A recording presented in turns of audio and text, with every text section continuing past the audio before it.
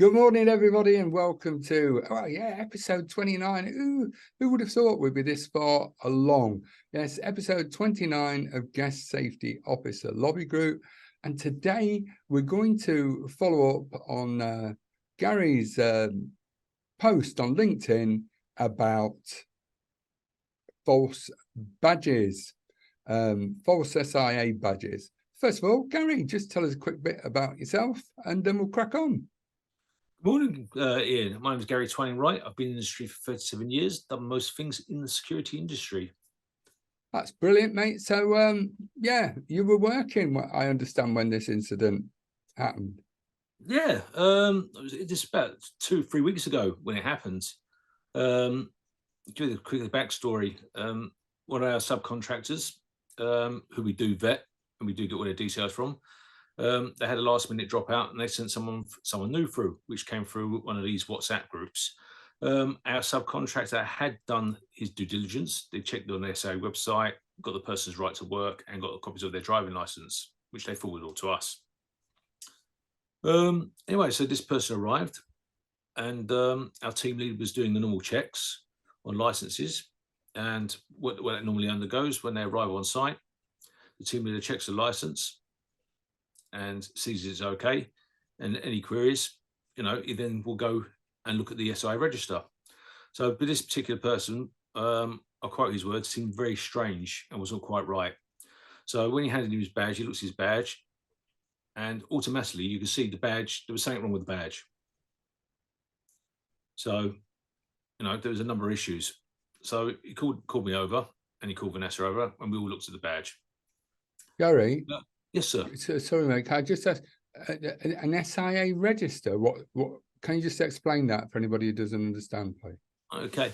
Every SIA badge holder or license holder in the UK should be on the open register. It's an open register which anyone can go and log on to, anybody in the world, and they can type in the name or the badge number, and that person's badge and name will come up, and the expiry date of that badge. It will say whether it's currently operational.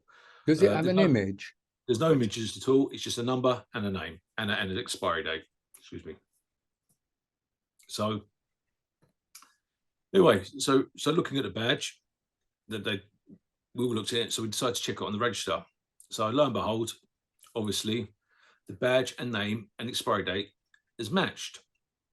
But the problem was the badge had a number of things which were missing. Firstly, the hologram. There was no hologram on it at all. So we looked at our badges and we tried to show the person, look, you've got no hologram. Their reply was, it's worn away. So I then went, well, they don't just wear away. He goes, yeah, I take mine in and out the badge and it's worn away. And I said, well, look how scratched my badge is. And I rubbed it on the table. I said, they don't wear away. They don't wear away at all. So the next one knows the name. The name was not raised. Now, all the badges, the name's raised. So you can actually, like a driving license, you can feel the name and it's raised. His badge wasn't. But apparently, again, it's because it'd worn away. And again, I said, look at my badge, look at my colleague's badge. We've got a number of badges, all around about the same era. They don't wear away like that, unless you're, I don't understand how that is happening. So we turned it over, and there's a barcode on the back of every badge. You've got a barcode and a QR code. The QR code we checked straight away will take you to the SIA website. That's all it does. So that's okay. When we checked the barcode would not work. Now, if you scan the barcode, what should happen is your SIA badge should match the badge on the number on the front. His one did not match at all. It didn't come up. It wouldn't even come up. It wouldn't even scan correctly. No number will come up or anything like that, which we found very strange. So we checked on my badge. We checked on a couple of colleagues' badges. We checked on Vanessa's badge. They all came up, but his one didn't come up. The next thing, all the badges have a little number in the right-hand corner. It could be a 17, whatever number it could be, but there's a number. Again, his badge didn't have any number. So we're now on 4 points. What is wrong with this badge? And the final point was, you could peel the front of his badge off. It literally was peeling away. Again, his words were, it's through wear and tear. We tried to explain to him, badges don't not wear and tear. It doesn't work like this. My badge is, just as old as yours, and everyone's badge is here. Then we'll pull our badges in out and put them in different things. But your badge, there's 5 things wrong. At this point, he got aggressive. So we said we were going to hang on to the license, and said we're going to hang on to the license, and if he is legit, he can contact the SIA and they get his badge. But he got aggressive. Vanessa was holding the badge at the time, and suddenly he grabbed Vanessa's hand and he twisted her arm quite badly. Haroon had to jump in to try and separate it, and at that point he grabbed Haroon's hand. At that point, I had to pull him off. We pulled him off and we calmed him down, because we had to call the police at this point because there was something not right. There was no need to get aggressive. So he claimed he got his badge through Get Licensed. And I said, well, Get Licensed don't do badges. So Can I just say it, just to clarify for everyone, Get Licensed are a booking company. That is what they do. They do not do training. What they do is they allow or facilitate courses at which a trainer will attend, but they don't actually provide or deliver the course, do they? That's correct. That is actually correct. I used to work for Get Licensed. I was one of their trainers. Well, I worked for a company which worked for Get Licensed. Let's get that correct. So I explained it to him. I said, well, okay, you've got an email showing me you're booked on a Get Licensed course. So where was your course held and who was your instructor? His reply was Central London. I said, Central London's a big place. Whereabouts in Central London? You should know, your badge is only a year old. So you should know who and where you took place. It's not something you're going to forget unless you've got a brain injury or something like that, where you're going to forget everything, and then you wouldn't be able to do the course. So whereabouts in Central London? He couldn't tell me where. I said, well, who was your trainer? Most people remember your trainers. I remember most of my trainers. I can tell you where, when, why, what, how, and when. But he didn't know who the trainer was. Sorry, just a moment.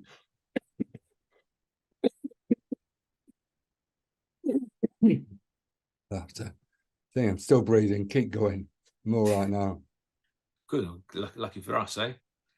So most people will know where and when they've done this course and training. And most people remember their trainers, because if they've had an experience in their life, they'll remember who taught them. And if you did go for Get Licensed have a stage where they ask everyone to do a Trustpilot comment for them. So if you did go for Get Licensed, he would have probably written something down about how wonderful Get Licensed are. So on that point, he said he has certificates. I said, great. If you've got certificates, let's see the certificates. So he's gone on his phone and he's shown me certificates from Laser Awards, but he wouldn't let me see who the names were, and he wouldn't let me see certificate numbers when I asked him. Again, he got very cagey and very aggressive. And he went, well, I tell you what, Sorry, Gary, I've got to ask you, because it's for the listeners. We're talking about Laser Awards, are an awarding organisation who are authorised by the SIA to deliver their training program, which gets you the SIA license. Is that either door supervisor license, CCTV license, security license? That's what they do. Is that what we mean? They're the awarding organisation that delivers those certificates, and they do put their organisational details and the details of the person who has taken their course on there, don't they? They do, yeah. And that's the thing. I couldn't see who the training organisation was, but all I know, he had, certificates from Laser Awards, but I couldn't see the numbers. I couldn't see who the training organisation was, which again he would have known if he'd done the thing correctly. He then started saying, well, let me cut your license up.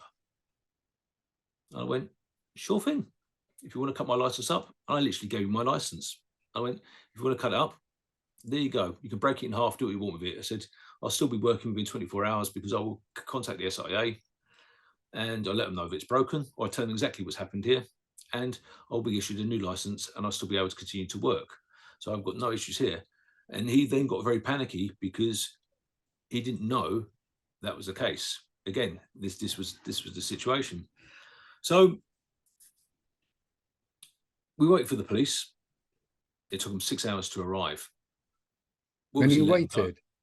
Well, the thing was, we let him go after an hour. We said, go home, because we can't detain you here. We're not going to detain you.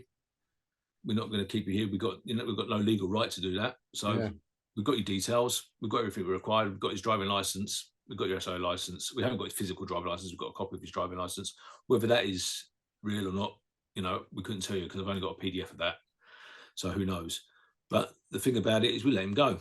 Anyway, so he waited outside for the police, which is very strange because it's very unusual. So he went outside the police, and obviously he told the police we assaulted him, and that was the thing, and we were holding his ID and what have you. So when the police come in, we showed the police the ID. We showed them several other IDs to show this is what our checks we've done, our due diligence. And the police officer went, "That is definitely a fake license." He goes, "I've seen licenses before, and that's fake." He goes, "We don't know what's going on with this guy, but we'll check it out. Do you want to press charges?" So at this point, the rest of the team who were injured by him said, "No, we don't want to press charges because we still got work here and it's going to take too much time. But, at a later date, we might consider it." So we've got the CAD reference number and bits and pieces. So, and that's how we left it. So, did you? So did you not report this to the SIA? Yes, we did, Ian. I reported it that night. I've got a direct line for one of the SIA inspectors, and I literally sent it out to him that night, and I got a response the following day, and they've dealt with it. And obviously, the number is now being, that number is now disappeared off the website, obviously. So I don't know what the investigation side is on that. I'm not privileged to that, but that's the situation on there. So it was done straight away that night, with images as well of the license. So you got yourself an evidence trail, and I'm assuming you had it on video as well, knowing you. That's right. We've got it on body worn camera, and as I say, we've kept everything, and we've got copies of the license and reports. So, Gary, just to sort of take that just a step further, how would somebody be able to get a license, an SIA license, in whatever form, that was registered on the SIA database? What do you think they did? Well, as I said previously, Ian, it's because the SIA register is open. It's open for anybody to look at. You only get any name. Sorry, mate.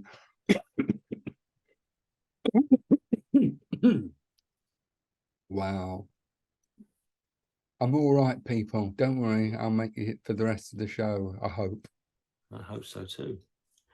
Anyway, so because it's an open database, anyone can sign into it. You don't have to put the login details. You don't have to put your name down, which logically you would think, because there's people's data there, even though they're showing no photographs, you would think there's to be some way that, i.e., say, if you're a large retail organization, you want to check staff, you should be able to log in and say, John Smith from John's retail organization has logged in and he's checked licenses. Then you've got a what's it called, paper trail of who's checking licenses.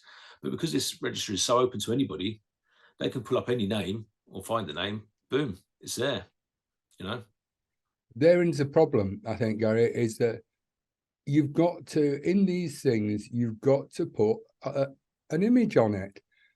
They have, strangely enough, photo IDs for driving license for that very reason, so that people can't just say, "Hiya, mate, look, this is my driving license." It doesn't happen. They've been phasing that out for donkey's years.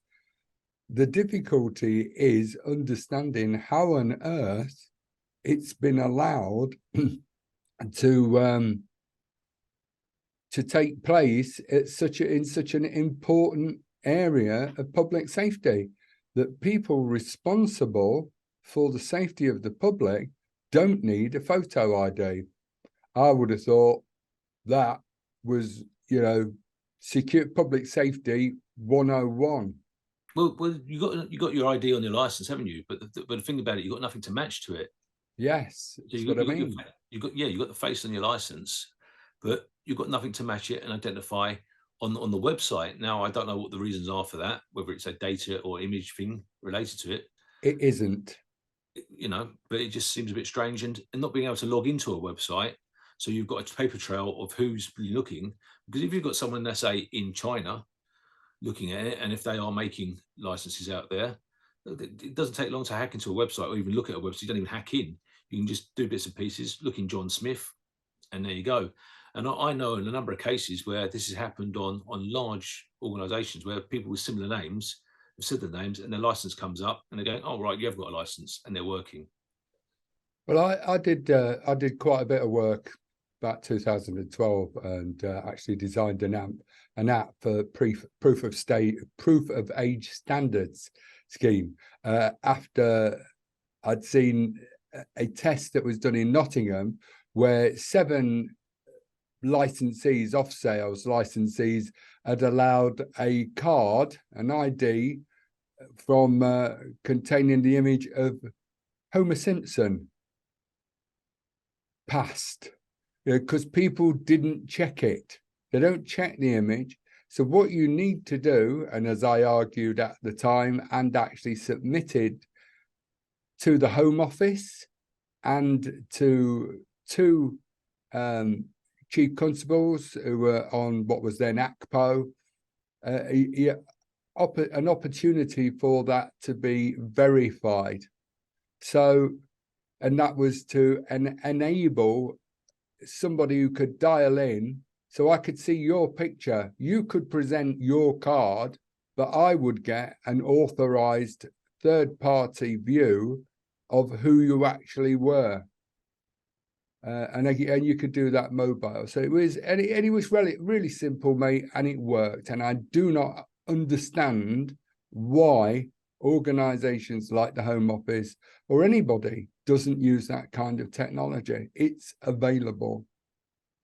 Well, not being funny, but I've also got my HPAC cards for one of them, medical work, and all you've got to do is got my name and everything on it, and it's got a link on it, and you can click onto it.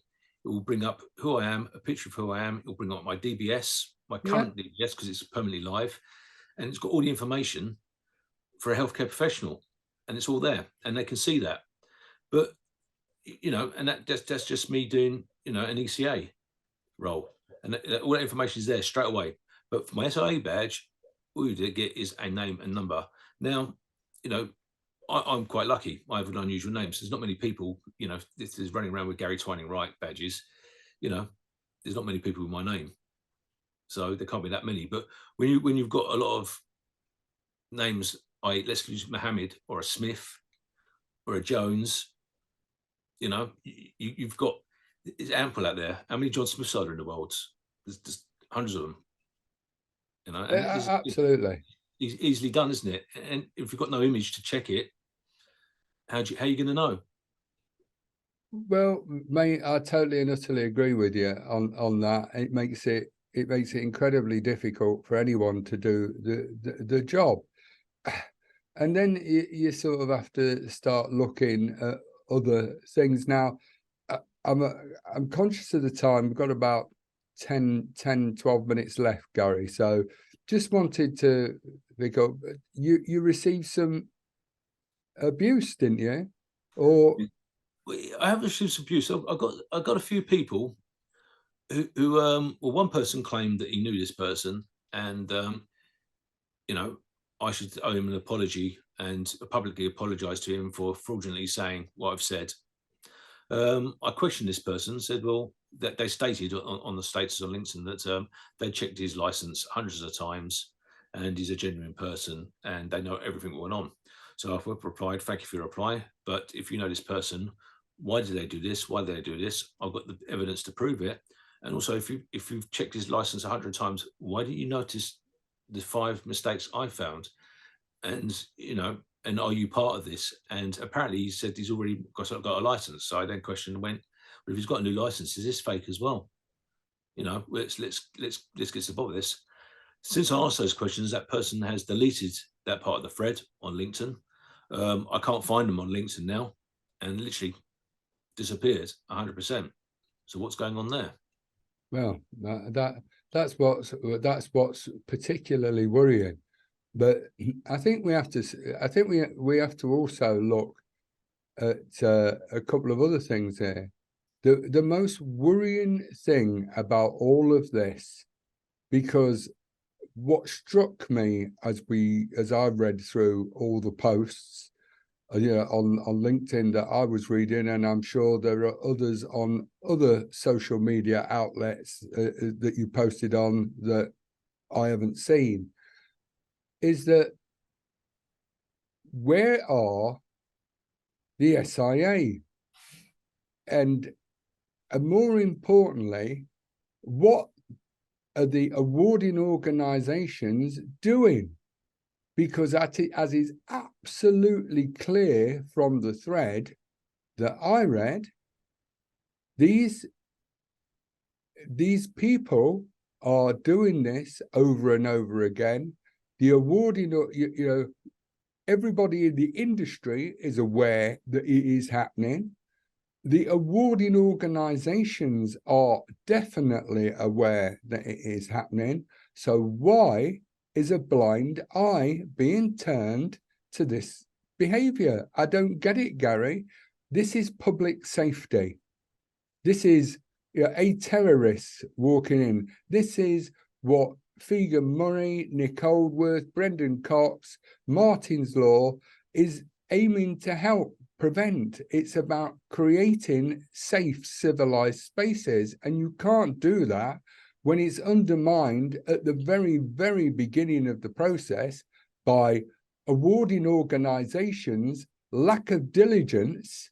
And it is them, it's not the SIA, that is the awarding organizations, because they are allowing rogue providers to put not only their business, but public lives at risk. I don't know, Gary, or am I just a ranting, old fool? No, not at all. I mean, what you're saying is correct. But the thing about it is they're relying on the people on the ground to do these checks. Now, you think how many people don't do proper checks? Just check the license, go to register. Yeah, I've done my due diligence. That's it. It's on the license. My hands, my hands are clean. I've done what I've been told to do.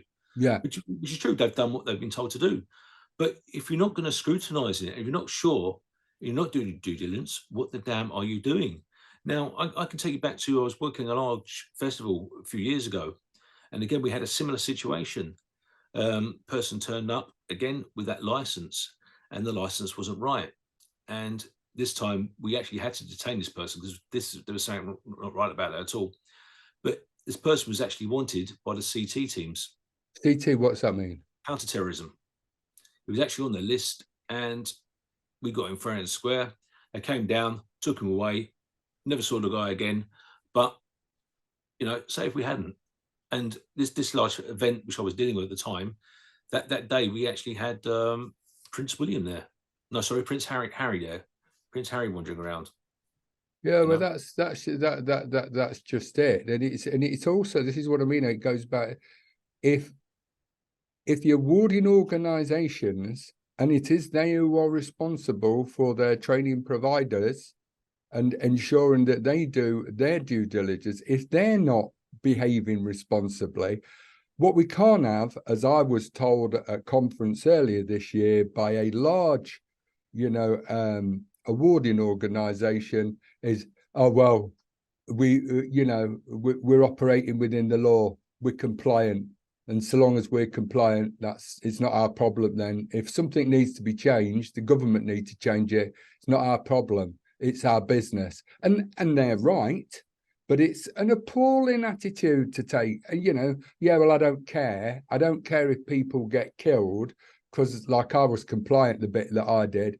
There are so many things. There's just one thing I think I want to finish, and then I'll leave the final word with you on, is when we go back to our discussion last week about shoplifting, etc., this particular incident highlights the difference, the crystal clear difference between those who operate as security officers and those who operate as guest safety officers, yeah, licensed or unlicensed. The bottom line is as a security officer, your firm's policies, procedures, and protocols may dictate that you cannot take action, that you should not apprehend, that what you should do is simply record, note the thing, make a witness statement, and generate a crime number.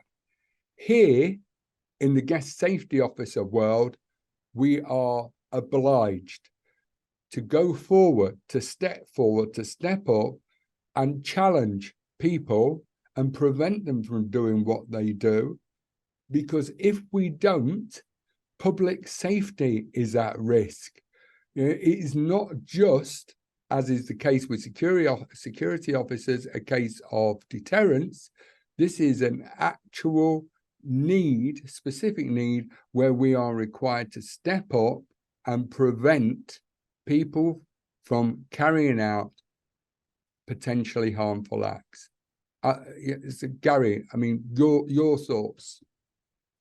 I think you hit the nail on the head there, Ian. That's exactly right. Guest safety officers, you know, we seem to have to do a lot more because of what we have to do, whether it's a festival, on a bar, on a club, because, as you say, we are the first responders. We are the people who are there. And if we don't step up and we don't do this stuff, you know, say if we let that person work that night and he raped somebody. Yeah.